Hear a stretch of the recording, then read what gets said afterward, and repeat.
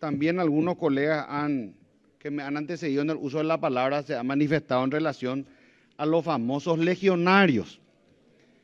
Y en ese sentido tenemos que hacer una puntualización. Ya se ríe el presidente, porque ya sabe lo que voy a decir seguramente. De lo poco que entiende, ¿verdad? Sabe, hoy coa. Pero los legionarios fueron los integrantes de la Legión Paraguaya, del ejército argentino. Es decir, que cuando se organizó el ejército argentino que iba a invadir el Paraguay, hubo una legión de paraguayos que se acercó primero al emperador del Brasil, que no les aceptó, y posteriormente se fueron a Bartolomé Mitre, y sí les aceptó. Y esas legiones del ejército argentino estaban conformadas por los nombres de las provincias: Legión de Santa Fe, Legión de Entre Ríos, y le nombraron a la Legión del Paraguay como si fuese una provincia. Y esos eran paraguayos que se fueron a decir: queremos pelear por el ejército argentino contra el Mariscal López. Bueno, esos son los legionarios. Los que quieren saber exactamente los alcances de la palabra legionario en su acepción de traidor, les recomiendo leer el libro La maldición del legionario del historiador Claudio Fuentes Armadanz. Pero, si nosotros queremos saber, y contrariamente a lo que dijo mi colega Rafael Vilisola, que los legionarios fundaron los dos partidos tradicionales, no es cierto. Estuvieron sí, pero fundaron solamente el Partido Colorado. Y voy a decir los nombres. José II de Cut, primer vicepresidente del Partido Colorado. Un gran personaje de la política paraguaya. No hay que hacer prejuicios, porque una cosa es lo que han sido antes y durante la guerra, y otra cosa en la reconstrucción nacional en la posguerra.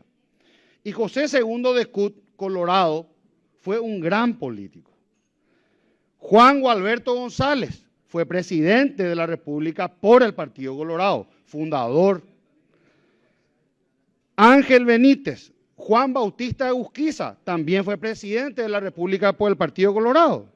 Juan de la Cruz Jiménez, Pedro Segovia, Pedro Fernández, Higinio Céspedes, Juan Francisco de Cut, Pedro Recalde, Pablo Mendoza, Antonio Recalde, Pablo Recalde, Otoniel Peña, pariente del actual presidente Santiago Peña, Federico Alonso, José Toribio Iturburu, Daniel Loizaga y Carlos Loizaga, tatarabuelo segundo del ex canciller Carlos Loizaga, de Eladio, perdón.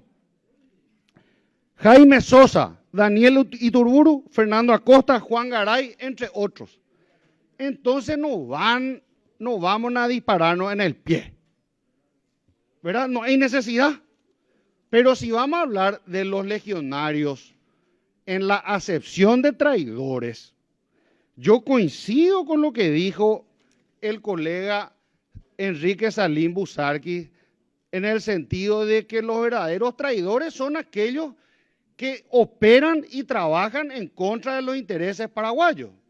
Y yo creo que si ahora estamos hablando de la renegociación del Tratado de Itaipú, es porque algo hay que renegociar que no se negoció bien en el Tratado de Itaipú de 1973. Lo mismo podemos decir del caso argentino que hoy día nos trae a nosotros a discutir en esta palestra. Hay casos de deuda espuria, pero sobre todo si nosotros vemos la historia política reciente de la República del Paraguay, vamos a notar lo siguiente para darnos cuenta de la importancia que ha tenido principalmente Itaipú en la política paraguaya. Además de que fue la principal obra durante el gobierno de Alfredo Stroessner, no obra de gobierno, durante el gobierno. En los inicios de la transición, después de que haya asumido el general Andrés Rodríguez, el primer presidente civil, ¿quién fue? Juan Carlos Guasmosi. ¿Quién fue Juan Carlos Guasmosi? Una persona íntimamente ligada al baronato de Itaipú. ¿Quién fue el segundo presidente civil Después de Juan Carlos Guasmosi, el ingeniero Raúl Cubas Grau, otra persona íntimamente ligada a la construcción de la represa de Itaipú. Y si después vamos a ver, y yo en ese sentido creo que siempre he tratado de ser justo, en el caso de Nicanor Duarte Frutos, él ganó sobre todo porque tuvo un discurso atinado en relación a la defensa de los intereses nacionales sobre Itaipú.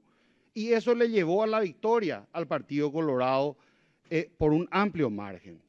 Y posteriormente también a Fernando Lugo, que también tuvo un discurso bastante fuerte y que permitió posteriormente la construcción de la línea de 500 kV, ¿verdad? Después del acuerdo Lugo-Lula.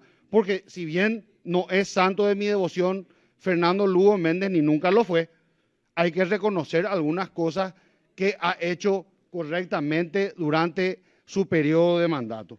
Entonces yo creo que tenemos que empezar a superar ciertas cuestiones y prejuicios y enfocarnos en las cosas serias. Este proyecto que tenemos aquí, imagínense ustedes, en el artículo 3, exhortar a la República Argentina a arbitrar los medios para suspender la aplicación de las resoluciones tal y tal del Ministerio de Transporte. Imagínense a ustedes si es que el Senado argentino va a estudiar, va a exhortarnos a nosotros a que se suspenda la aplicación de la resolución tal de la DINATRAN o de la... Vamos a ser un poco más serios y vamos a tratar de darle lustre a lo que es el Senado. Muchas gracias, presidente.